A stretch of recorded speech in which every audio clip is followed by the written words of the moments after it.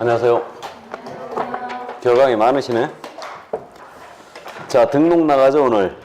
58조.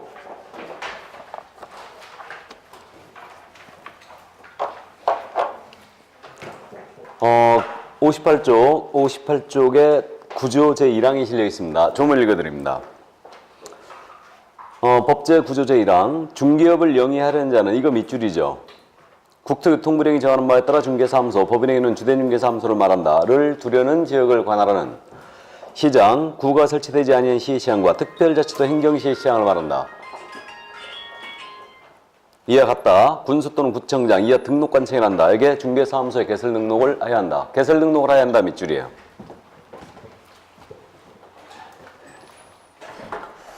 자, 이제 등록 들어갑니다. 그래서 이제 우리 자격을 지난주에 취득했고요. 오늘은 중개사무소를 여는 겁니다. 이게 바로 등록인데 영업허가를 받는 거예요. 그럼 구조 1항에 지금 뭐라고 돼 있냐면 중개업을 영위하려는 자 개설 등록을 하라는 얘기입니다. 그러니까 중개업을 하고자 할 때 등록을 필요한 거예요. 그럼 중개업이 아니라면 등록할 필요가 없죠. 그래서 만약에 컨설팅이라든가 분양 대행만을 목적으로 합니다. 이때는 등록할 필요가 없네요. 이건 중개업 아니죠. 근데 컨설팅이나 분양 대행에 부수하여 중개를 업으로 하고자 한다. 그렇다 하더라도 등록은 해야 됩니다. 그러니까 부수적으로 하더라도 등록을 요구하는 거죠. 그럼 등록으로 오기까지 연혁은 일단은 1961년도에 소개영업법이 있었죠. 이때 당시에는 중개업 진입이 신고제였죠. 그래서 신고하고 중개업 진입원들이 지금도 존재한다고 하는데 그분들이 중개인입니다. 자, 그랬다가 1983년도 12월 말에 부동산 중개업법의 제정이 있었어요. 중개업법 제정 당시에는 이게 허가제로 운영이 됐죠. 그래서 허가제로 운영이 됐다가 이게 이제 중개업법 7차 개정이었어요. 1999년 7차 개정을 할 때 등록제로 전환을 시킵니다. IMF 시대였죠. 그래서 규제 완화 차원에서 이제 이렇게 등록제로 전환시킨 거예요. 그래서 지금까지 유지가 되고 있는 겁니다. 자, 그러면 이 등록이란 사전적 의미는 뭐냐면 일정한 사실관계나 법률관계를 행정관청에 비치되어 있는 장부에다가 기재한 행위, 기재하체를 일단 등록이라 합니다. 그 정도 참고해 두시고 영업허가를 받는 거예요. 이게 등록입니다. 그 유권 해석이 실려 있는데 우리 유권 해석에 따르면요. 국토부 유권 해석은 일단은 인터넷만으로 중개업을 하잖아요. 그래도 등록을 하고 사무소를 갖추고 등록을 하고 해야 된다라는 게 유권 해석인데 타당한 걸로 보입니다. 자, 그다음 이제 59쪽에 등록의 법적 성격이 나오네요. 그래서 자, 이제 성격 보호합니다. 등록의 법적 성격인데 등록은 일단 허가다. 이 허가라고 지금 부르고 있는데 말은 등록이라 되어 있지만 실질은 이건 행정법상 허가예요. 그래서 영업허가를 받는 거라고 그랬죠. 허가라는 의미는 금지를 쫙 시켜놨다가 일정 요건을 갖췄잖아요. 그럼 해제해 주는 거예요. 금지의 해제를 허가라고 합니다. 그래서 등록을 했잖아요. 그러면 너 중개업 해도 좋다. 이렇게 풀어주는 거예요. 그래서 이건 허가의 의미를 띠고 있고 중개업법 당시 허가제였어요. 이것도 허가죠. 허가를 받아야 중개업을 할 수 있죠. 다음에 요거 소개영업법 시절에도 신고했는데 이것도 허가입니다. 그래서 말은 달리하고 있더라도 실질적으로 행정법상은 이거는 모두 허가의 성격을 띠고 있는 거예요. 이거는 금지를 풀어주는 해제 의미인데 이 허가가 명령적 행정행위 중에 하나라는 거죠. 그래서 중개업을 영위해도 좋다. 그냥 그렇게 가볍게 이해만 해두시기 바랍니다. 실질은 이건 허가다. 자, 그 다음 이제 우리 등록은 그 적법요건이라고 나와 있죠? 적법요건. 그럼 적법요건은 중개업을 영위하기 위해서는 등록을 하란 얘기죠. 그러니까 이제 당연한 얘기인데 등록을 하고 중개업을 합니다. 그러면 중개업이 적법해지는 거죠. 이게. 근데 등록 전에 중개업을 영위했잖아요. 그럼 무등록 중개업이 되는 거죠. 그럼 이것은 위법 한행이에요. 그래서 등록이라는 것은 위법했던 것을 적법한 것으로 바꿔주는 하나의 요건이다. 이것을 적법요건이라 하는데 사실은 적법요건은 몰라도 돼요. 이거 몰라도 되고 우리 등록은 계약의 효력에 영향을 미치는 요인이 아니에요. 효력요건이 아니라는 걸 이해하고 있어야 돼요. 등록은 이게 뭔 얘기냐면 이겁니다. 갑과 을 간의 거래를 A가 소개했는데 요자가 등록을 하지 아니한 자였습니다. 그럼 등록하지 아니한 자가 이 거래 소개했다 하여 이 계약이 무효가 되는 건 아니죠. 이 계약은 그대로 유효하게 됩니다. 그러니까 계약의 효력에 영향을 미치는 요인이 아니란 얘기예요. 이거는. 그래서 이 자는 적법요건을 위반했기 때문에 처벌만 받을 뿐이에요. 이게. 근데요, 우리가 토지거래 허가제를 공부한 적이 있습니다. 토지거래 허가구역 내에서 갑과 을이 거래하는 거예요. 근데 토지거래 허가를 받지 않았어요. 허가를 받지 않고 계약해버리면 이 계약 자체가 무효예요. 그죠? 그러니까 이 토지거래허가는 계약의 효력에 영향을 미치는 요인이에요, 지금. 그러니까 토지거래허가는 효력 요건이에요. 그래서 이 토지거래허가라는 것은 지금 우리가 방금 얘기한 이 금지 해지 의미를 띠는 허가냐, 진짜. 이거는 토지거래 허가를 받아야지만 계약이 유효해지죠. 그래서 계약의 효력을 보충해주고 있잖아요. 이걸 행정법에서는 인가라고 그래요. 인가. 그래서 토지거래라는 허가로 돼 있지만 이건 사실상 금지 해제 의미가 아니고 계약의 효력을 보충해준다 해서 이걸 인가라 합니다. 그냥 의미 이해할 필요 없어요. 등록은 뭐라고 해요, 성격이? 허가. 토지거래는 뭐라고요? 인가. 그냥 그렇게 이해하세요. 계약의 효력을 보충해주는 게 바로 인가입니다. 그래서 이거는 허가라고 돼 있지만 사실상 인가예요. 그래서 그런 차이가 있죠. 이건 효력 요건이에요. 근데 이거는 요 등록은 효력 요건이 아닙니다. 이 정도 이해되시고, 자, 그다음 이제 기속적 행정이란 말이 나와 있습니다. 이 기속이란 말은요, 재량권이 없는 행위를 얘기하죠. 그래서 우리 등록은 기속성을 띠고 있습니다. 이건 그거예요. 이 중개업법 당시에 허가제하고 비교를 많이 하는데 이때 허가제로 운영될 당시에는 어떤 규정이 있었냐면 그 허가관청이 담당 공무원이 허가 신청 들어온 자를 딱 관상을 봤더니 말이에요. 이 자가 투기를 주장할 우려가 있어요. 그럼 허가를 안 해줄 수 있었어요. 이거 진짜입니다. 농담 아니에요. 그래서 무슨 뭐 담당 공무원이 관산쟁이도 아닌데 이거 관상 봐가지고 투기 주장 우려가 있으면 허가를 안 해줄 수도 있었어요. 근데 지금은 이런 거 통해 안 통해요? 안 통하죠. 요건에 적합하다면 반드시 등록을 해줘야 되는데 이것을 뭐라고요? 기속이라 한다. 그래서 등록은 기속성을 띠고 있습니다. 그래서 재량권이 없는 행위예요. 이거는 요건에 적합하다면 반드시 해줘야 된다. 그 정도 이해하시고, 그 다음에 등록은 전문자격증이니까 당연히 이제 일신 전속성이 있고요. 그래서 양독 상소 대여 다 안 되는 겁니다. 그 다음에 주된 심사의 기준을 사람을 기준으로 하는 거죠. 대인성을 띠고 있어요. 이렇게 되고요. 마지막으로 등록은 한번 해놓게 되면 등록은 영원하다. 이것을 등록의 영속성이라 하거든요. 이것도 이제 허가와 비교해서 나온 말인데 그 허가제로 운영될 당시에는요, 허가 갱신제도가 있었어요. 5년마다 한 번씩 허가를 갱신했어야 됐습니다. 근데 지금은 이런 갱신제도 있다 없다? 없다. 그래서 등록을 한번 해놓게 되면 계속되는데 이것을 등록의 영속성이라고 해요. 5년마다 허가를 갱신했어야 되는데 그럼 5년마다 인사를 해야 되겠네요? 맞죠? 아, 투기 주장 우려 있으면 허가 안 해줄 수도 있다니까요. 그럼 영업 한참 재밌게 하고 있는데 지금 허가 갱신 안 해줘 버리면은 문 닫아야 되잖아, 이거. 그죠? 인사해야 되죠, 그럼? 네, 그래서 그 정도 이해되시고. 여기서 건질 거는요, 일단 효력 요건이 아니라는 거, 이 정도 일단 이해를 해둡니다. 자, 넘어가죠. 그럼 개설등록 절차가 등장하고 있는데 60페이지에 지금 맨 위에 있는 그 절차에 대한 표는요, 그 마지막에 보기로 하고 등록 기준의 구비로 바로 갑니다. 등록 기준의 구비는 지금 제목 옆에 23, 24, 25, 26, 27에 매회 나오는 거네요, 지금? 매회 나오는 거예요. 그러니까 정확하게 이제 기억을 해 두셔야 됩니다. 자, 그럼 지금 현재 등록을 할 수 있는 자는요, 크게 분류했을 때 개인과 법인으로 나눠볼 수 있거든요. 그래서 개인의 등록 기준과 법인의 등록 기준으로 나눠 살펴보는데 개인을 민법에서는 뭐라 불렀어요, 지금? 자연인. 그래서 자연인의 등록 기준입니다. 우리 존경하는 대통령께서 자연인으로 돌아갔는데 지금 삼성동 사저정치를 하자고 지금 그러고 있는 것 같죠? 자연인 신분인데 지금. 그죠? 예. 그러다 구속되면 어쩌나. 자, 그러면 이제 요 자연인의 등록 기준인데 먼저 우리 자연인으로 등록을 하기 위해서는요, 공인인사 자격을 가장 먼저 취득하셔야 됩니다. 자격 취득할 것. 이게 첫 번째예요. 자, 그 다음 이제 우리 영업으로 하는 행위입니다, 이거. 교육받아야 되죠? 그래서 우리는 실무에 나가기 전에 받는 교육이다. 그래서 뭐라고 해요, 이걸? 실무교육. 그래서 실무교육을 이수할 것. 먼저. 자, 그 다음에 이제 중개업을 영위할 수 있는 물적 설비를 확보해야 됩니다. 이것이 중개사무소죠. 그래서 중개사무소를 확보하셔야 돼요. 중개사무소를 확보해 놓는 거예요. 계획으로 들어가는 거 아닙니다. 그래서 중개사무소를 확보해 놓으실 것. 그 다음에 이제 등록을 못하는 사유 있지 않습니까? 이게 결격사유죠. 그래서 결격사유에 해당이 안 돼 있어야 됩니다. 일단 결격사유의 대표주자는 미성년이라든가 전과사실이 있는 거죠. 그래서 이거는 개공의 신뢰도를 높이기 위한 제도입니다. 그래서 사기전과 18번이 나오자마자 중개사무소 앉아있으면 안 된다는 얘기죠. 예, 그렇기 때문에 그런 사유에 해당이 안 돼 있어야 돼요. 그래서 이게 개인의 등록 기준인데 암기할 필요도 없고 일단 쉽게 이해가 되는데 이 뒤에 숨어있는 내용을 우리는 이해하고 있어야 됩니다. 그래서 먼저 공인인증서 자격 취득에 대한 부분인데 이 자격 취득에 대한 부분은 한 가지만 딱 기억하면 돼요. 변호사 자격증이 있는 자입니다. 이거 변호사 자격증 갖고 중개사무소 등록 신청할 수 있어요, 없어요? 없다 했습니다. 그래서 이제 대법원까지 가서 패소했다고 그랬어요, 변호사가.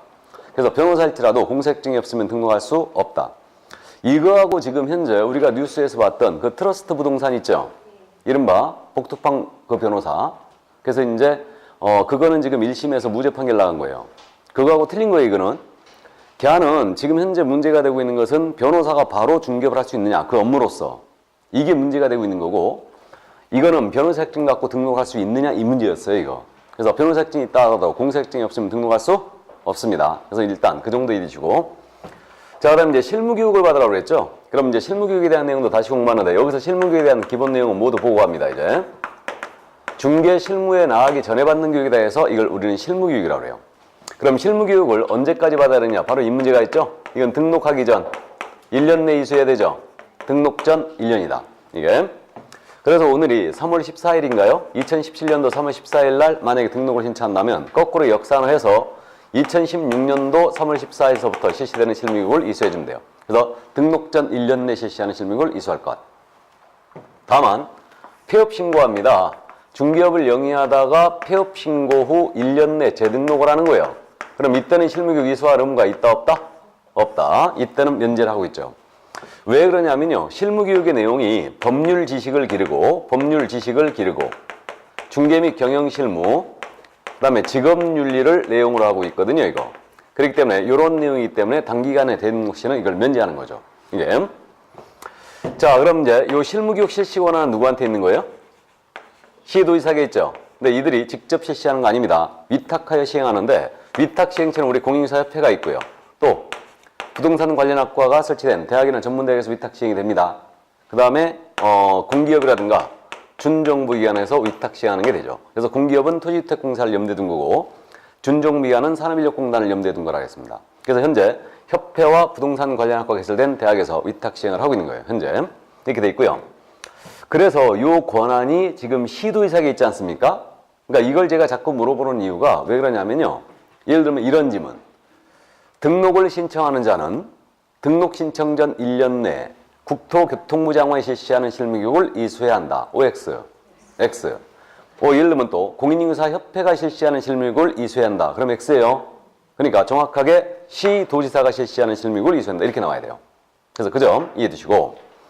그 다음에 지금 현재 이 실무교육 시간은 28시간 이상 32시간 이하라고 그랬죠. 2832 기억하세요. 숫자들 기억하자고 그랬습니다. 이번 순한테는 2832. 그래서 현재 지금 7시간씩 4일을 교육한다고 그랬고요. 그 온라인 교육 하루, 그 다음에 오프라인 교육을 이제 3일 하고 있죠. 그래서 일단은 28시간 이상 32시간 이하다. 이렇게 되어 있습니다. 교육비는 지금 협회가 13만 원 받고 있습니다. 맞죠? 13만 원 받고 있다고 그랬고 그 다음에 점심은 안 주니까 도시락 싸갖고 가시라고 했습니다. 여기까지. 이게 바로 실무교육에 대한 내용이었어요. 이게. 자, 그럼 실무교육 여기까지 이해해 두시고 그 다음에 이제 중개사무소 확보하시랍니다. 그럼 이제 사무소에 대한 내용인데 중개사무소에 대한 내용은 자세한 내용은 다음 주에 공부하거든요. 네, 여기서 기본 중개사무소 설치 기준에 대한 내용은 모두 보고 갑니다. 여기서. 자, 그럼 사무소 설치 기준인데요. 이 사무소 설치 기준은 우리 법에 지금 어떻게 되어 있냐면 건축물 대장에 기재된 건물에 확보하시래요. 건축물 대장 기재가 돼 있어야 됩니다. 기재가 돼 있어야 되고 그 다음에 등록을 신청하는 자가 소유, 전세, 임대차, 사용대차의 방법으로 그 사용권이 있는 건물이어야 돼요. 당연한 얘기겠죠 뭐. 그래서 등록 신청인이 사용권이 있는 건물로서 건축물 대장에 기재된 건물의 확보함을 원칙으로 합니다. 이게 원칙이에요. 다만 건축물 대장 기재가 안 돼 있잖아요. 안 돼 있을지라도 준공이나 사용검사가 된 건물이다. 여기는 예외적으로 설치할 수 있습니다. 이게 유일한 예외예요. 자, 그래서 이게 바로 설치 기준이에요. 그러니까 우리는 해석에 의존하 이걸 따져보는 거라고 그랬는데 그럼 무허가 불법 건축물입니다. 여기 설치할 수 있어요, 없어요? 없다라는 거 알고 있고 가설 건축물 있죠. 컨테이너와 같은 가설 건축물. 여기 설치할 수 있다고요, 없다고요? 없다 그랬죠. 그래서 건축법상 가설 건축물 축조 신고가 돼 있다. 가설 건축물 축조가 받았다 하더라도 이 가설 건축물은 설치할 수 없습니다. 근데 우리가 다니시다 보면 컨테이너 사무실을 설치한 도가 있지요. 거기는 건축물 대장이 작성된 컨테이너에 있을 가능성이 큽니다. 그래서 일단 그렇게 이해하시고 우리는 가설 건축물에는 설치할 수 없다는 걸 명심합니다. 일단 그 다음에 요 규정을 봤을 때 중개사무소 면적 제한 규정이 있어요 없어요 지금? 없죠. 그럼 적정 면적이면 돼요. 근데 우리가 품위를 지키기 위해서는 전용 면적이 보통 몇 평 이상은 돼야 된다고요? 10평이면 엄청 큰 거예요. 6평 이상은 돼야 됩니다. 나중에 실무하실 때 참고하세요. 이게 6평도 좁아요 사실. 손님 왔는데 뭐 이러고 다닐 수는 없잖아 지금. 그러니까 6평도 조금 좁습니다. 기본 한 10평은 돼야 될 거예요 전용이. 그래서 어쨌든 면적 제한 규정은 존재하지 않아요. 이렇게 되고요. 그 다음에 이거 다른 사람 명의로 임대차 계약이 체결돼 있네요. 타인 명의로 임대차 계약이 체결된 건물이에요. 이거 된다겠어요 안 된다겠어요? 된다겠죠? 제 친구가 빌려놓은 사무실에 내가 들어갈 수 있어요. 이거 그래서 이제 내가 쓸 수 있음을 증명하면 되니까 타인 명의로 임대차 계약이 체결돼 있어도 상관이 없다. 근데 실무적으로는 절대 이렇게 안 한다고 그랬고 이른바 가라계약서를 다 쓴다고 그랬습니다. 다시. 자, 그다음에 이제 우리 이제 일순환 하신 분들이 계시는데 개업공사는 업무의 효율적 수행을 위해 사무소 공동 사용이 되죠. 그죠? 그러면 이미 다른 개업공사가 사용 중인 건물이에요. 그래서 다른 개공이 개설 등록을 하여 이미 사용 중인 건물이다. 여기다 대고 개설 등록 그럼 할 수 있다라는 얘기네요. 이 얘기예요. 그래서 업무 효율적 수행을 사무소 공동 사용이 되기 때문에 이미 사용 중인 건물에도 등록을 할 수 있어요. 그래서 예를 들어 이게 중개사무소인데 여기에 제가 들어갈 수 있다는 얘기죠, 이거. 얘기입니다. 그래서 이 개공이 이미 사용 중인 건물이다. 그래도 난 들어갈 수 있습니다. 그럼 이때 내가 서류를 낼 때는 A의 승낙서 들어가면 되든가요? 건물주의 승낙서 들어가야 돼요? A의 승낙서 들어가야 돼요? 예? A의 승낙서 들어가는 거예요? 공동 사용하는 다른 개공의 승낙서 들어가는 겁니다. 자, 그래서 그 점 이해두시고. 근데 이 A가 휴업기간 중이에요. 휴업기간 중입니다. 그럼 내가 여기 들어갈 수 없나요? 있죠? 휴업기간 중인 사무소도 가능합니다. 자, 근데 A가 업무정지 기간 중이래요. 업무정지 기간 중이래요. 여기란 등록 들어갈 수 있어요, 없어요? 여기는 없죠. 그래서 다음 주에 처음 들으신 분은 다음 주에 나옵니다.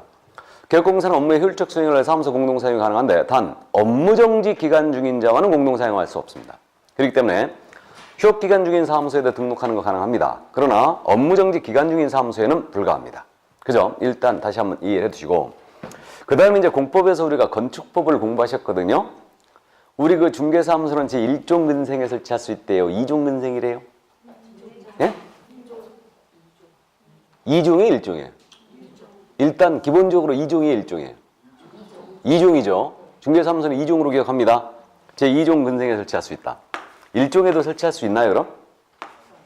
예? 뭐 공법 교수님이 그러셨다는데? 1종에도 설치할 수 있다고? 그래서 내가 확 승기를 냈어. 내가.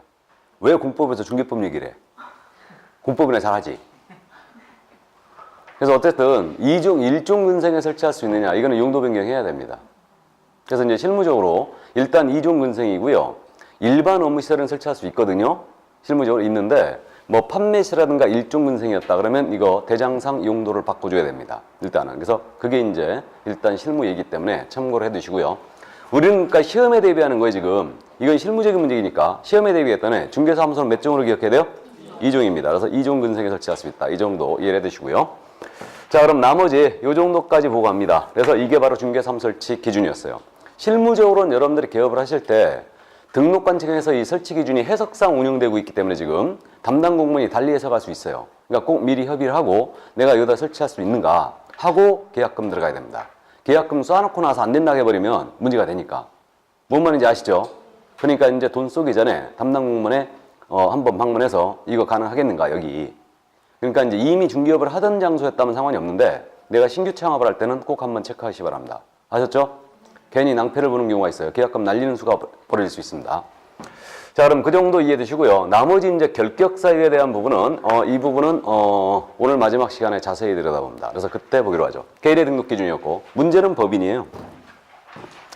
자, 그래서 문제는 법인의 등록 기준인데 지금 62쪽으로 하는 겁니다. 자, 법인. 그럼 이제 법인으로 등록을 들어가는 거예요. 그럼 법인으로 이제 등록을 들어가기 위해서는 기준을 어떻게 확보하느냐? 개인과 큰 틀에서는 같다 보시면 돼요. 큰 틀은 같습니다. 근데 법인이기 때문에 기본적으로 갖춰야 될 요건이 있는데 개인의 자격 취득에 해당하는 요건으로 일단 보입니다. 그러니까 법인으로서 갖춰야 될 기본 요건이 있는데 그게 법인은 우리 법이 할 수 있는 업무를 우리 법 14조에서 딱 정해줬어요. 그래서 14조에 규정된 업무만을 영위할 목적으로 이걸 법정 업무라고 그래요. 그래서 우리 법이 정해준 업무, 법정 업무만 영위할 목적으로 법인은 일단 설립이 되셔야 됩니다. 그리고 법인은 자본금이라는 게 있죠. 그래서 자본금이라는 거 무조건 5천만 원 이상이 됩니다. 5천만 원 이상일 것. 그리고 조직은 상법상 회사의 형태를 갖추거나 또는 협동조합 기본법이 있는데 그 법에 따른 협동조합이어야 됩니다. 그 다음에 법인의 임원에 대한 요건인데 이 법인의 대표자 있지 않습니까? 대표자는 공인인계사에 돼요. 공인인계사에 되고 이 대표자를 제외하는 겁니다. 이 대표자를 제외를 하고 그 임원 또는 사원인자의 3분의 1이에요. 3분의 1 이상은 공인인계사여야 합니다. 여기까지. 이게 법인으로서 갖춰야 될 기본 요건 이겁니다. 그래서 이건데 이 뒤에 숨어있는 내용을 정확하게 이해하고 있어야 됩니다. 이거. 자, 그럼 법정 업무만을 영위할 목적으로 설립이 되는데요. 그러면 법인의 업무인데 이게 법인이 할 수 있는 업무 이건 다음 주에 자세히 우리가 공부하거든요. 그러니까 여기서는 나열만 일단 하고 넘어가는데 법인은 토탈 우리 법이 7가지만 업무로 허용했어요. 7가지만.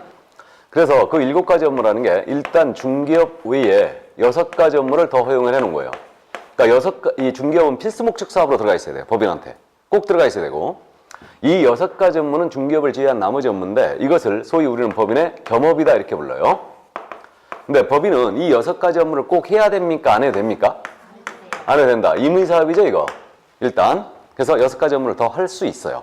그러면 그 6가지 업무라는 게 먼저 첫 번째 그 주택 및 상가에 대한 임대 관리 등 부동산의 관리 대행을 할 수 있어요. 다음에 부동산에 대한 이용, 개발, 거래 원한 상담업을 이용할 수 있습니다. 그래서 이게 부동산 컨설팅이죠. 자, 그 다음에 이제 개업 공인인계사를 대상으로 합니다. 개업공사를 대상으로 한 중기업의 경영기법 및 경영정보의 제공업을 영위할 수 있죠. 이게 이른바 중기업 경영 컨설팅이거든요. 이걸 프랜차이즈라고 불러요. 그 다음에 주택상가에 대한 분양 대행을 할 수 있죠.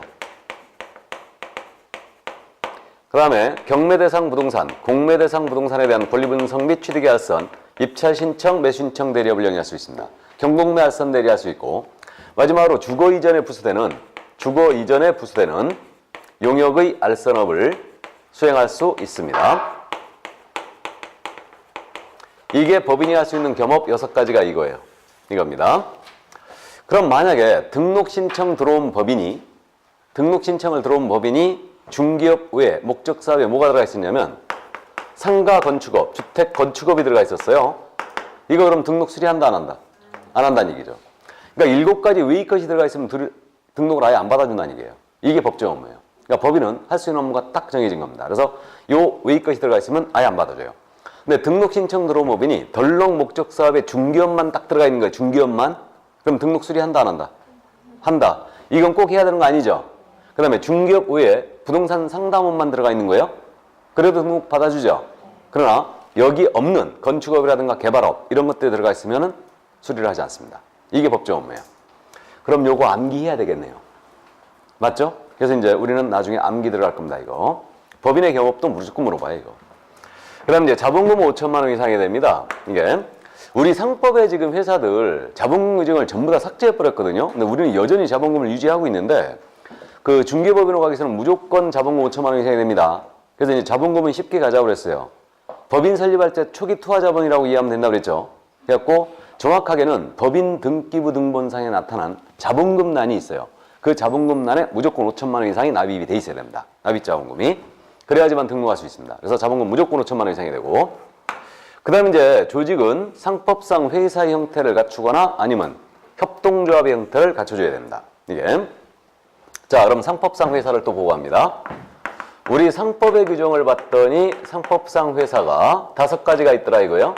잘 아시는 주식회사가 있죠.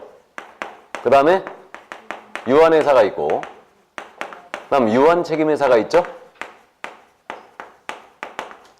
자, 이렇게 세 회사가 있고요. 그 다음에 합자회사라는 게 있다고 그랬죠.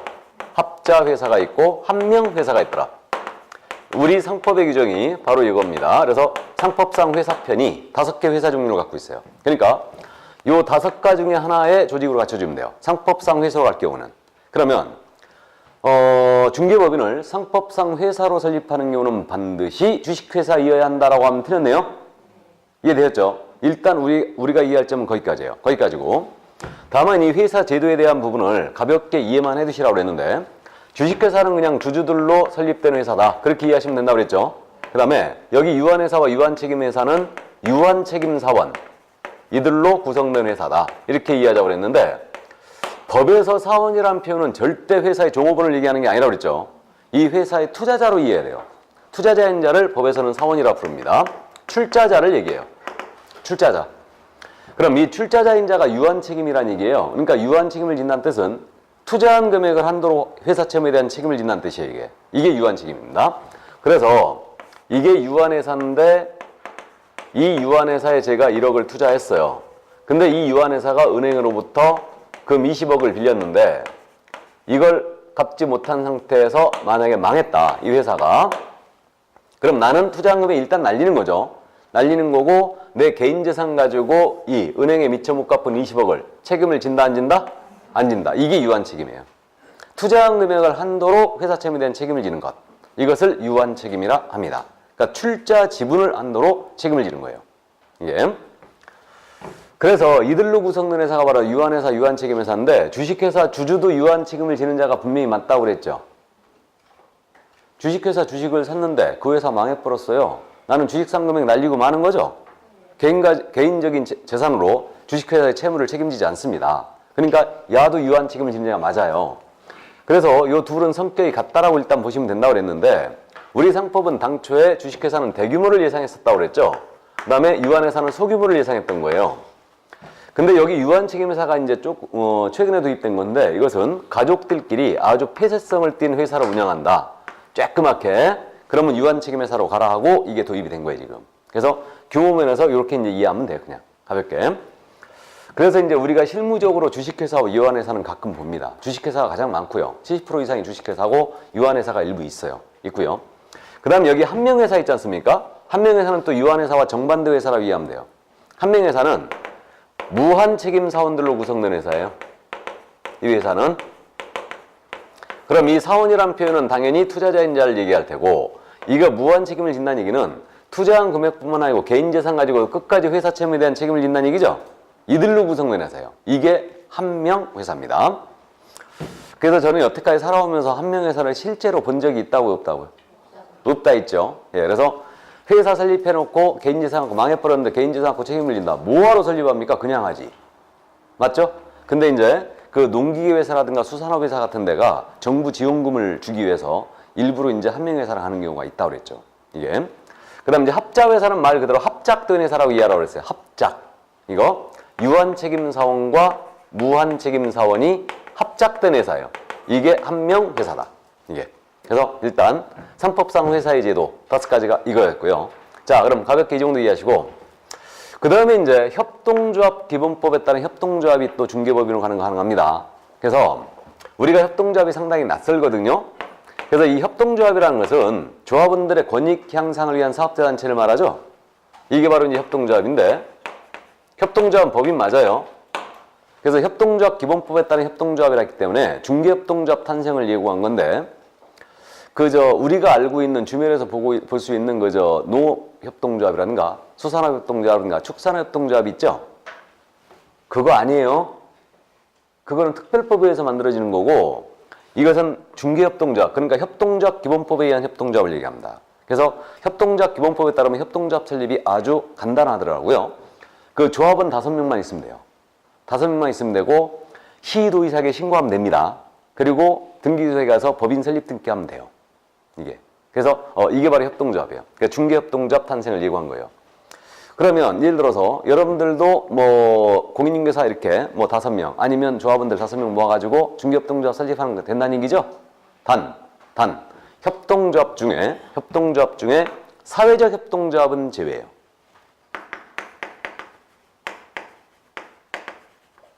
사회적 협동조합은 비영리법인이거든요. 그렇기 때문에 사회적 협동조합은 이거는 등록할 수 없습니다. 그래서 사회적 협동조합이 뭐냐면 이건 지역 주민들의 권익 향상을 위한 협동조합이라든가 지역 주민들 이들의 권익 향상을 위한 협동조합이라든가 또는 취약계층에 대한 일자리 제공을 위한 그런 협동조합 이것이 바로 사회적 협동조합이래요. 그래갖고 그 제가 사과 주산지를 예를 든 적이 있었죠. 그러니까 사과를 주로 생산하는 마을인데 그 마을 주민들이 서로 협동해가지고 같이 공동 생산하고 공동 판매하고 그러는 거예요. 이거. 그래서 이제 이게 일종의 사회적 협동조합으로 올 수 있고 그 최근에 뉴스에서 의료협동조합이 있더만요. 의료. 그래서 의사들 여럿이 모여가지고 이거 의료협동조합을 만든 거예요. 그래갖고 그 마을 주민들한테 그 양질의 이제 저렴한 가격으로 의료를 제공한다. 해갖고 사회적 이렇게 협동조합이 있더라고요. 근데 뉴스에 왜 나왔느냐? 대표가 횡령한 게 아니고 그렇지. 진료를 안 했는데 치료했다고 진료비 청구한 거. 그게 사회적 협동조합이었어요. 그게 사회적 협동조합이었습니다. 그러니까 비영리법인이 그거는. 그래서 여기는 등록할 수 없습니다. 당연히. 그래서 이제 이 정도만 이해해 주시고요. 근데 우리 실전에는 이 협동조합이 참 낯설다고 그랬죠. 그죠? 그래갖고 이제 예를 들어서 우리 중개사무소 들어가려고 내 물건 내 아파트 내놓으려고 하는데 협동조합의 간판이 딱 걸려 있다. 그러면 멈칫하지 않겠어요, 여러분들도? 맞잖아요. 내가 조합원이 아니니까 뭔가 손해를 볼 것 같아. 맞죠? 그러니까 우리는 익숙치 않아요. 나는 그래서 농협에다도 돈 안 맡깁니다. 물론 맡길 돈도 없지만 이거 뭔가 손해 볼 것 같아서 이게. 그래서 어쨌든 그 협동조합으로 이제 설립하는 거 가능합니다. 그래서 이렇게 됩니다. 자, 그러면 여기까지 이제 가볍게 이해만 해두시고요. 이제 여기 대표자는 공인중개사야 됩니다. 그래서 중개법인의 대표자는 무조건 공인중개사야 돼요. 공인중개사야 되고요. 이 대표자를 제외한다고 그랬죠. 우리 이런 거 조심해야 됩니다. 포함 아니에요.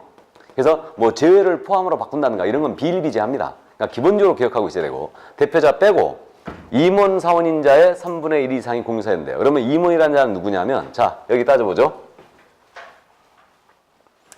지금 여기 주식회사와 유한회사가 있거든요. 이 두 회사에 이사라는 분이 계시는데 이사는 임원이에요. 감사라는 분이 계시죠? 감사라는 분도 임원입니다. 그 다음에 여기 유한책임회사 있죠? 유한책임회사는 이 임원이 누구냐면 업무집행자예요. 이사 대신 업무집행자를 둔다 그랬는데 이자가 이사와 동격인 자예요. 그러니까 업무집행자가 바로 임원입니다. 그 다음에 여기 합자와 한명회사 있죠? 여기는 지금 회사 업무집행 권한인자가 무한책임사원이거든요. 그래서 이 무한책임사원이 주식회사에 있어서 이사와 동격인자예요. 이자가. 그래갖고 이사들 전부 다 법인 등기부에 등기되죠. 물론 등기이사가 있고 비등기이사가 있는데 우리가 얘기하는 거는 등기이사를 얘기합니다. 다. 등기이사를 얘기하는데 어쨌든 이사들 다 등기가 됩니다. 여기 그래서 무한책임사원들도 전부 다 등기돼요. 다. 이사들처럼. 그래서 야가 업무집행 권한이 있는 거예요. 유한책임사원은 이 경우 합자회사 같은 경우 유한책임사 업무집행 권한이 없어요. 그래서 일단 이걸 얘기합니다. 그래서 이렇게 되고 여기 협동조합 있죠. 협동조합은 임원이 누구냐면 이사 감사예요. 그럼 우리 법에서 얘기하는 여기 임원이란 자는 결국은 이사, 감사, 업무집행자를 얘기한다는 얘기죠. 이 얘기고 여기 우리 법에서도 지금 사원이란 표현이 등장했잖아요. 그럼 이거 분명히 직원 아니에요. 직원 아닌데 직원이 아니고 투자자인 자를 얘기하는데 유한책임사원이다 무한책임사원이다? 무한책임사원을 얘기하는 거예요. 그래서 우리 법에서 얘기하는 이 사원은 무한책임사원들을 얘기하는 겁니다. 그럼 이 얘기예요. 만약에 여기 주식회사로 중개법인 설립하잖아요. 그럼 대표자 빼고요. 이사감사에 3분의 1 이상은 공인중개사야 된다는 뜻이에요. 만약에 중개법인을 유한책임회사로 설립하잖아요. 그럼 대표자 빼고 업무집행자의 3분의 1 이상이 공사해야 된다는 뜻입니다. 만약에 중개법인을 합자회사로 설립했잖아요. 그럼 대표자 빼고 요 무한책임사원의 3분의 1 이상이 공인중개사 이해한다는 뜻입니다. 이해하셨어요? 자, 그래서 그 정도 이해해 두시고요. 그래서 그냥 단순 기억하자고요. 이모는 이사감사 업무집행자. 여기 사원은 누굴 얘기한다고요? 무한책임사원이에요. 합자나 한명회사로 갔을 경우에 무한책임사원들을 얘기합니다. 그래서 그렇게 이해하자고요. 자, 그 다음에 이제 요거 3분의 1 이상 공세해야 돼요. 3분의 1 기억해야 되죠? 3분의 1 이상은 공세해야 된다. 그럼 우리는 숫자에 굉장히 민감하니까 또 숫자 연습하고 와야죠. 법인 대표자 빼고요. 그 법인의 임원이 3명이 있다. 3명이. 그럼 최소한 이 중에 공인사 몇 명이어야 돼요? 1명은 있어야 된다. 맞죠? 그럼 나머지 2명 공사 안 해도 되네요? 이건 투자자를 받아들여 좋다 이 뜻이에요. 6명이라면 최소한 공사 몇 명 있어야 된다? 2명은 있어야 되고 7명이라면요? 3명은 있어야 된다. 이해하셨죠? 자, 그 정도. 자, 그러면 이제 법인에 대한 기본 요건을 다 따져봤습니다. 이제 다 따져봤고 나머지 요건은 개인과 똑같아요. 그럼 법인도 일단 실무교육을 누군가 이수해야 되죠. 그럼 실무교육 받아야 됩니다. 법인도 누가? 그럼 법인 실무교육 누가 받아야 돼요? 일단 대표자 받아야 될 것 같죠? 그래서 대표자 받아야 될 것 같고 그 다음에 그 임원 사원인자 있죠? 전체가 실무교육 대상이에요. 주의할 점은 임원 중에는 3분의 2가 자격증이 없는 자가 있을 수 있죠. 그래도 자격증 없는 자도 실무교육 받아야 됩니다. 맞죠? 그래서 부동산 투자했고 돈 좀 땄습니다. 자격증 딸 자신은 없고 이게 안 돼요. 법인에 투자해서 임원으로 취임한다. 실무교육 받고 와야 되죠. 실무교육 며칠 한다고요? 4일. 그 다음에 이거 하루 7시간씩 한다고 그랬죠. 가서 고문 받고 오는 거라고 그랬죠. 이거. 여러분들은 3, 4시간 앉아있는데도 아주 죽겠잖아요 지금.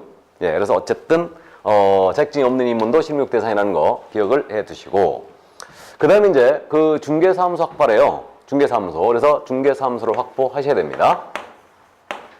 이때 중개사무소 확보 기준 말씀드렸는데 여기서 그거 하나만 더 말씀드리죠. 원칙적으로 건축물 대장 기재가 돼 있어야 된다고 그랬죠. 근데 대장 기재는 안 돼 있지만 준공이나 사용검사가 된 건물에는 예외적으로 설치할 수 있다고 그랬죠. 자, 요 부분 단서 요 부분을 잠깐 부연 설명하면 저게 원래 없었어요. 없었는데 이제 자꾸 불법 행위가 자행되니까 이걸 양성화 시켜준 건데 그래서 이게 이제 아파트 단지입니다. 아파트 단지인데 이게 건물, 아파트 건물이 이제 준공이 떨어졌어요. 준공이 떨어졌고 상가동도 준공이 떨어진 겁니다. 근데 토지 준공이 안 된 거예요, 지금. 그래갖고 이게 건축물 대장이 아직 작성이 안 돼 있는 거예요. 근데 건물 준공이 떨어졌기 때문에 입주를 시작하는 겁니다. 그럼 입주를 시작하는 단지는 거래가 활발히 일어난다니 일어나죠. 그래서 이제 팔 사람 팔고 세를 놓을 사람 세를 놓고 이제 들어갈 사람 들어갑니다. 그러면 여기 상가동에다 사무소를 열어갖고 중개업을 하면 참 좋잖아요. 근데 건축물 대장이 작성이 안 돼 있는 거죠. 그러니까 여기다는 개설등록이 안 되는 거예요. 그러니까 이제 어떻게 하냐면 여기가 중개사무소지 않습니까? 이걸 몰래 임차해갖고 간판도 안 걸고 여기서 중개업을 해버린 거예요.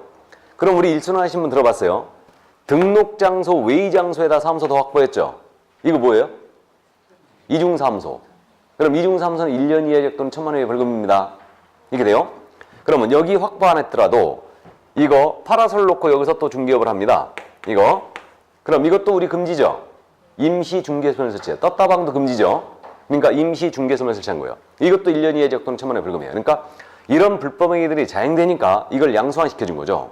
그래서 건축물 대장이 아직 작성은 안 됐지만 준공이나 사용검사가 된 건물로서 사무소로 쓰기에 적합했다. 그럼 여기는 예외적으로 설치할 수 있다라는 얘기죠. 이거. 그래서 이걸 양성화 시켜준 거예요. 이게. 그럼 이때는 건축물 대장의 기재가 왜 안 되고 있는가? 그 지연되는 사유서 있죠? 이 지연되는 사유서를 내시래요. 임대차 계약서와 더불어 지연되는 사유서를 첨부하여 제출을 해야 됩니다. 근데 원래 생각을 근데 해보면요. 건축물 대장 작성은 누가 해야 돼요? 시군구청장 지들이 만들어야 되는 거 아니요? 근데 우리한테 지연되는 사유서를 내라는데 왜 대장 기재가 지연되는가? 그럼 그 사유서에다가 니들이 게을러서 이렇게 써내면 맞아 죽으려나? 난 뭘 내라는데 상처 이해할 수가 없어요, 이거. 그 지연되는 사유서가 왜 지연되고 있는지. 뭐 굳이 이제 좋게 얘기하면은 토지 준공이 안 돼서 그죠? 그 정도겠죠, 뭐 일단. 근데 뭐 실무적으로는 건축할 때 건축 시행사 쪽에서 다 만들어줘요. 대장 다 만들어줍니다. 만들어주고 지들은 도장만 찍어. 나쁜 놈들이 말이야. 그래놓고 대장 작성비 다 예산 써먹겠지. 아 이거 참 녹화되고 있구나. 이거. 그래서 어쨌든 중개사무소 이렇게 확보하시는 겁니다. 그래서 법인도 똑같이 건축물에 대한 기재인 건물이 확보하되 이렇게 이제 건축물에 작성이 안 됐을 때 준공이나 사용검사가 된 건물은 예외적으로 설치할 수 있다. 이렇게 돼 있고요. 그 다음에 이제 마지막으로 결격사유에 해당이 안 된다고 그랬어요. 안 돼야 된다고 그랬어요. 그래서 결격사유에 법인 자체도 해당이 안 돼 있어야 되고요. 임원사원 있죠. 임원사원 중에 단 1인이라도 결격사유자가 있으면 등록을 수리하지 않습니다. 임원사원 전체가 결격에 해당이 안 돼 있어야 돼요. 단 한 명이라도 결격자가 있으면 등록을 안 받아줍니다. 자, 여기까지. 이게 바로 이제 법인의 등록 기준인데 진짜 이해했나 한번 또 따져보고 봐야죠. 잠깐 확인만 해봐야죠, 한번. 임원사원 전체가 실무교육 받아야 된다고 그랬죠. 그럼 중개법인을 합자회사로 설립하는 거예요? 합자로. 그럼 유한, 무한 다 실무교육 받아야 된다. 아니다. 무한만 받으면 된다. 예? 무한만 받으면 된다. 좋습니다. 이해하고 계시네? 우리 법상 사원이라는 것은 무한책임 사원들만 얘기한다고 그랬죠. 그러니까 합자로 가는 경우는 유한은 전혀 관련이 없어요. 대표자 제외하고 무한책임 사원의 3분의 1 이상이 공인중개사야 되고 그들 모두는 전부 다 실무교육 받아야 됩니다. 이해하셨죠? 유한은 대상이 아니에요. 그래서 그 정도 이해해 주시고. 자, 그럼 이제 법인의 등록 기준은 매번 내는 걸로 지금 돼 있었는데 낸다면 자연인을 내겠어요? 법인을 내겠어요? 당연히 법인을 내겠죠. 그러니까 법인을 정확하게 이해하고 있어야 됩니다. 이거를. 자, 그러면 등록 기준을 다 바꿀랑요? 그러면 이제 거기 그 64쪽에 특수법인이 나오지 않습니까? 찾았어요? 특수법인. 이 특수법인 여기서 이제 다 보고 갑니다. 처음 들으신 분은 나중에 특수법인에 대해서 관계되는 곳에서 다시 등장하거든요. 등장을 하기 때문에 그때 더 보기로 하고 지금 여기는 벌써 두 번 도신 분이 계시기 때문에 일단은 특수법인에 대한 전체 내용을 한번 여기서 쭉 보고 갑니다.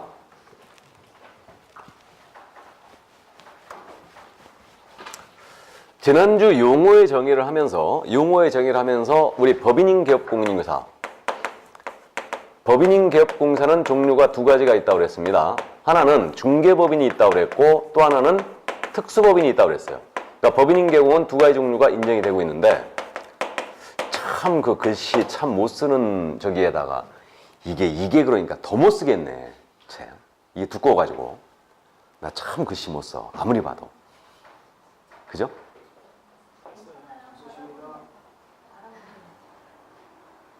어떤 교수님 내 나간 학원에 그 개론 교수님 보니까 와, 그 교수님 엄청나대. 완전 판서가 그림이야 그냥. 야, 글씨 진짜 잘 쓰대. 거기다가 여기 노란색, 빨간색, 파란색 쫙 껴갖고 이거 쫙 끼고 말이야. 이렇게 하는데 야, 저 양반 대단한데 다 졸게 생겼더만. 우리 오시는 교수님 중에 그렇게 하시는 분이 있어요? 글씨 누가 제일 잘 써요? 민법 교수님이 글씨 잘 쓰는 거예요? 개론 교수님이 잘 쓰십니까?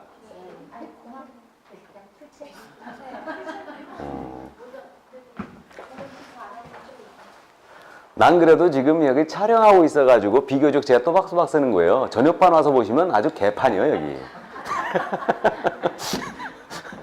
자, 그래서 어쨌든 두 개의 법인이 인정되고 있는데 중개법인은 말 그대로예요. 이 요건 그대로 맞춰 등록한 법인이에요. 이게 이제 순수 중개법인이고 특수법인은 우리가 강학상 쓰는 표현입니다. 강학상 쓴다는 표현이 무슨 뜻인지 아시죠? 강의할 때만 쓰는 표현이고 우리 공사법에는 이제 특수법인이 뭐로 표현되냐면 다른 법률에 따라 중개업을 할 수 있는 법인 이렇게 돼 있죠. 우리 법이 아닌 다른 법에서 중개업을 허용한 법인이에요. 이게 바로 특수법인이라 부르고 있는 겁니다. 그래서 이게 길기 때문에 우리가 강학상 특수법인 이렇게 이제 표현하는데 시험에서는 그러니까 다른 법률에 따라 중개업을 할 수 있는 법인 이렇게 나온다는 얘기예요. 그 점 이해해 주시고 지금 특수법인의 종류가 4가지가 있지 않습니까? 노협동조합법에 따른 지역농협이 있죠. 이게 단위농협이라고 그랬죠, 이거? 단위농협이 지역농협이에요. 그다음에 산림조합법에 따른 산림조합이 있는데 요 산림조합은요. 중앙에도 특수법인이고 지역산림조합도 특수법인, 둘 다 특수법인입니다. 근데 노협동조합 있죠? 중앙에 있지 않습니까? 농협동조합 중앙회는 특수법인 아니에요. 지역농협만 특수법인이에요. 그 다음에 그 산업단지 관리기관이 있습니다. 산단관리기관 이게 있고요. 그 다음 마지막으로 한국자산관리공사법에 따른 한국자산관리공사가 있죠. 캠코. 그래서 4개의 특수법인이 인정되고 있는데 이들은 여러분들이 그냥 모르더라도 상식적으로 봤을 때 고유목적 사업들이 있죠. 근데 고유목적 사업들을 수행하다 보니까 중개업이 필요했어요. 그래서 중개업을 허용을 하게 되는데 우리 공사법이 허용한 게 아니고 얘네들 설립근거법에서 직접 허용을 하게 됩니다. 그래서 지역농협은 농지에 대한 매매교환 임대차 중개할 수 있다라고 돼 있어요. 여기 산림조합은 그 임목이나 임야에 대한 매매대차를 중개할 수 있고요. 그 다음에 산업단지 관리기관은 이제 산업단지 내 소재하는 공장 건축물이나 공장 용지를 중개할 수 있고요. 한국자산관리공사는 법인의 비업무용 부동산 공매를 많이 하고 있는데 법인의 비업무용 부동산 중개를 할 수가 있죠. 그러니까 특수법인이 중개업을 할 수 있지만 중개대상물 전체를 제한 없이 중개할 수 있는 것은 아니란 얘기죠. 목적물이 정해져 있습니다. 물건이. 일단 값만 잡아두시고 그럼 오늘 우리는 지금 등록을 공부하고 있는 거예요. 그러면 얘네들 중개업할 수 있다고 그랬는데 얘네들도 중개업을 하고자 할 때는 등록을 먼저 해야 되는가 이 문제가 있어요. 지금 이 문제가 있는데 지금 안 해도 되는 법인이 더 많네요. 그래서 지역농협서부터 산업단지 관리기관 있죠. 여기까지는 등록을 요구하지 않습니다. 그냥 할 수 있어요. 등록을 하지 않고도. 근데 여기 한국자산관리공사 있죠. 여기만은 유일하게 등록을 하고 중개업을 하셔야 됩니다. 중개업하고자 할 때는. 그러니까 유일하게 특수법인 중에 등록을 요구하는 법인이 한국자산관리공사라는 얘기죠. 근데 이것보다는 시험에서는요. 지역농협을 잘못 씁니다. 왜 그러냐면 지역농협이 우리 법에 명문이 있거든요. 명문 규정이. 그래서 지역농협은 등록 안 하고도 할 수 있어요. 그 점을 기억합니다. 자, 이때 이제 자산관리공사가 등록을 해야 된다. 그러면 얘네들은 등록을 안 해도 되느냐? 농협동조합의 예를 들면요. 그렇게 돼 있어요. 농협동조합법에 지역농협은 농지에 대한 매매기관 임대차 중개할 수 있다. 이 경우 공인중개사법 제9조 규정, 등록 규정을 배제한다 이랬어요. 그러니까 이 3개의 법인은 모두 그 근거법에서 그런 규정을 두고 있습니다. 등록 안 하고도 바로 할 수 있다고. 근데 한국자산관리공사법은요. 비업무용 부동산 중개할 수 있다라고 해놓고 더 이상 아무 얘기 안 해버린 거예요, 지금. 그래서 야는 우리 법에 적용을 받아서 등록해야 될 사태가 벌어진 거죠. 이게. 그럼 자산관리공사가 등록을 이제 합니다. 그러면 중개업을 하고자 할 때 등록을 해야 되는데 야는 법인이 분명히 맞죠. 그럼 등록할 때 이 법인의 등록 기준 지금 봤는데 이걸 맞춰서 들어오라. 그러면 이거 등록할 수 있다는 얘기 없다는 얘기예요. 없다는 얘기죠. 벌써 법정 업무서부터 걸려요. 그래서 이제 우리 법상 여기서 특례를 이제 두게 됩니다. 여기서부터. 그래서 우리는 이걸 기억하고 있어야 돼요. 이게 특수법인에 대한 특례인데 이 내용이 교재 지금 현재 3번에 동그라미 2번인가? 동그라미 2번 하고요. 4번에 공사법령상 규제라고 돼 있죠. 여기 있는 내용인데 이게 그러면 특수법인이 등록을 하더라도 법인의 등록 기준이라는 걸 적용한다 안 한다? 등록 기준을 배제했어요.